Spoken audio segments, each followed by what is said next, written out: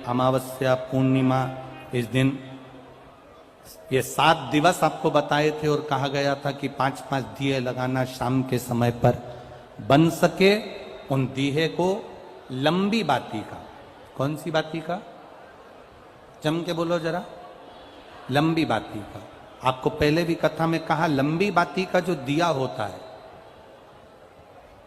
लंबी बाती का जो दीप होता है, वो दीप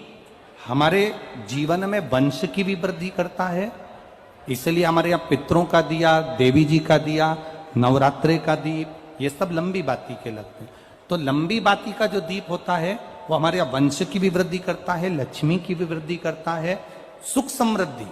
और अगर मान लो भूल से हमारा कहीं पैसा अटक गया और वो व्यापारी नहीं दे रहा, तो लंबी बाती का जो दिया होता है वो पैसा भी हमारा वापस लौटा कर लाता है। इसलिए लंबी बाती के दीप का स्मरण करें। सावन के महीने में जो अधिक मास पड़ता है उसमें 7 जगह अर्थात 7 तिथियां ऐसी हैं जिस दिन 5 दीप का वर्णन किया गया है हमारे शास्त्रों में। अब बहुत सावधानी से सुनिएगा। पहली है पंचमी तिथि।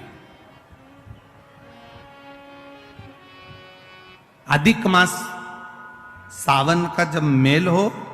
अधिक मास सावन के महीने में अगर पड़े और पंचमी तिथि आप अगर शुरू की, मतलब आज भी पंचमी है,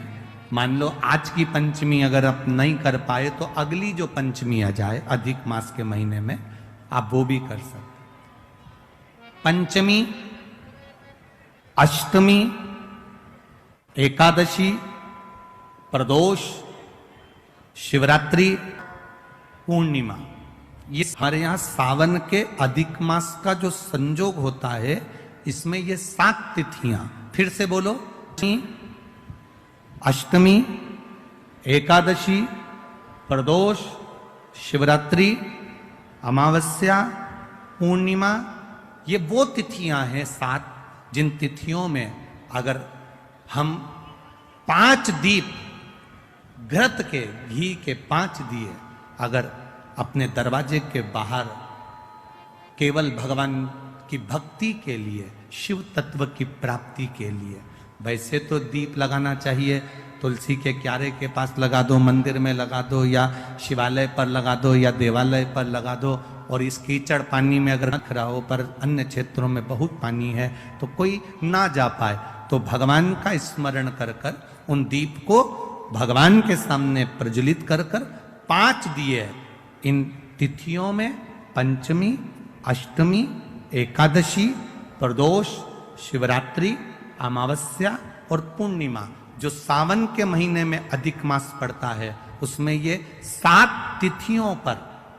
जो 5 दीप भगवान के सामने प्रज्वलित कर कर अपने दरवाजे के पास में बाहर की ओर रख देता है, उसके घर में कभी रोग, बीमारी और लक्ष्मी की कोई कमती नहीं होती, उसका जीवन सार्थक हो जाता है। पर सावन के महीने में अधिक मास के संजोग पर यह होता है। बाकी के समय पर अधिक मास कोई से भी अगर महीने में आ गया, आषाढ़ का आ गया, या कोई महीने में कार्तिक का आ गया अधिक मास, या कोई अन्य महीने में आ गया, तो उसका प्रमाण नहीं है महाराज। सावन के महीने में अगर अधिक मास पड़ रहा तो ये 5 तिथियां।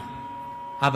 कई लोग कहते हैं गुरुजी पंचमी हम 2 लें, 2 पंचमी आएगी, 2 एकादशी का वर्णन आ जावे, तो हम कौन सी? तो यहां एक भी अगर आप कर रहे हो 7 तिथियों में से एक भी, अगर ये नहीं कर पाओ तो अगली कर लो, अगली नहीं कर पाओ तो ये स्मरण में रहकर डॉक्टर का पीछा ही नहीं छूट रहा हो, तो शिव महापुराण, विष्णु पुराण और स्कंद पुराण में जो पुरुषोत्तम कथाओं का वर्णन किया गया है, एक आटे का दिया, उसमें 4 बत्ती, आटे के दिए में 4 बत्ती रखें, तिल्ली का तेल डाल लें, थोड़ा सा उसमें सरसों का तेल डाल लें। महाराज घर के बाहर, अर्थात घर के अंदर के बाहर जो चौखट होती, चौखट से थोड़ा सा बाहर, बिल्कुल चौखट पे नहीं बैठना, थोड़ा सा बाहर, 9वीं तिथि के दिन शाम के 6 से 6:30 के बीच में 21 बार जो व्यक्ति बीमार रहता है उसके सिर से नीचे की ओर श्री नरसिंह भगवान का स्मरण कर कर, जिस अधिक मास में जिस तिथि को उतारा कर रहे हो उस तिथि का नाम लेकर, उस अश्विन अधिक मास का नाम लेकर जो व्यक्ति का उतारा कर रहे हो उसका नाम और गोत्र लेकर 21 बार जो उतार कर उस दिए को घर के ही चौखट पर रख देता है, उस व्यक्ति की बीमारी छूट जाती है महाराज। वो रोगीला नहीं रहता, रोग से ग्रस्त नहीं रहता।